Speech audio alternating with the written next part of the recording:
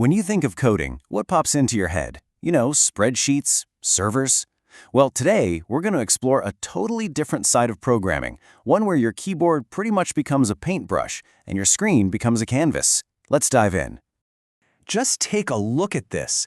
This amazing spiraling rainbow, it wasn't drawn by hand. Nope, it was created with just a few lines of code. It really makes you wonder, right? What if you could become a digital artist and use pure logic as your medium? So how in the world is that even possible?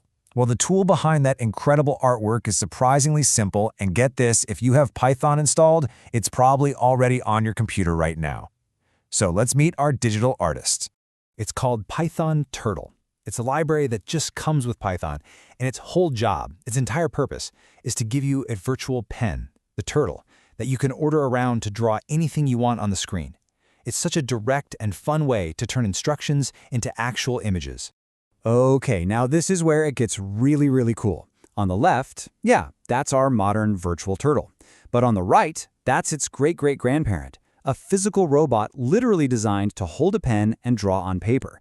So this isn't just some clever name, it's based on a long history of educational robotics. And that history? Oh, it's actually fascinating. To really appreciate this little tool, you gotta know where it came from. Let's look at its origin story.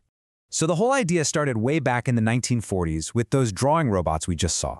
Then, in 1966, some absolute pioneers like Seymour Papert created a language called Logo, made specifically to teach kids programming by drawing. Python's Turtle library is basically the direct descendant of that really powerful creative idea. So we've gone from physical robots to modern software. But enough history, right? How do you actually use it? Well, you might be surprised to hear that it only takes 2 lines of code to get everything up and running. And here they are. First, import turtle. That just tells Python, hey, we're going to need the turtle library. Simple enough. Second, you create your turtle. We've named ours Alfred here, but you can call yours whatever you want. And just like that, you've brought your little artist to life on the screen.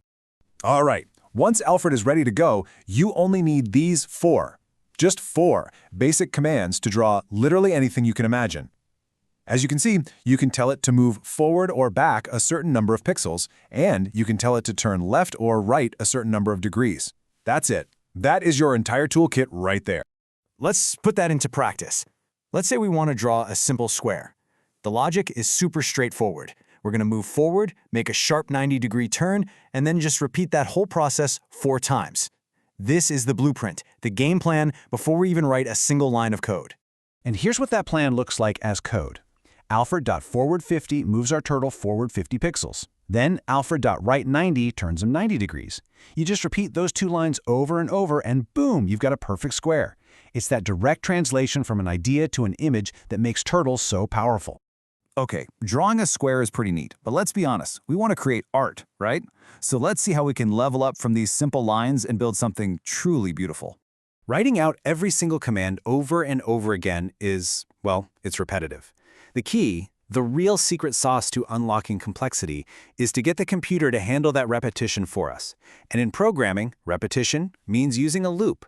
This is where things get really fun. Just look at how clean and elegant this is. Instead of typing forward and left 6 different times, we just tell the computer, hey, loop through this 6 times.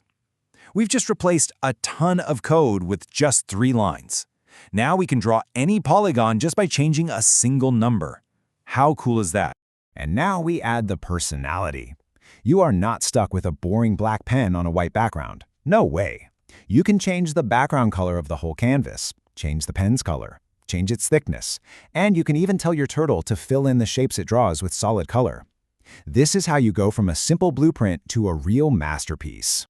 And this is the result. When you combine those super efficient loops with these simple customization commands, you can start generating these absolutely incredible geometric patterns. And remember, it's all built from the same simple forward and turn commands we started with, just repeated and tweaked in clever ways. But wait, there's more. There are a couple of other little tricks that open up even more creative doors. So let's quickly look at 2 more advanced techniques. So what if you want to draw 2 separate shapes, like 2 circles that don't touch? You need a way to move your turtle without it leaving a line behind, right? That's exactly what PenUp does. It's like lifting the pen off the paper. You can move to a whole new spot, use pen down to put the pen back down, and start drawing again. This is absolutely essential for creating complex scenes. And what if one artist just isn't enough for your grand vision? The clone command is fantastic. It literally creates an exact copy of your turtle. You can have multiple turtles on the screen at the same time, drawing different parts of a design, maybe with different colors, all working together. So there you have it. We've journeyed all the way from a physical robot to this powerful digital canvas. We've seen how just 4 simple commands, when you combine them with loops and a splash of color, can create stunning complexity. Which brings us to the most important point of all. We've covered the fundamentals, from basic movement all the way to advanced cloning. You now have the exact same toolkit that created everything you saw in this explainer. The canvas is blank, the turtle is ready to go. The only question left is, what masterpiece will you create?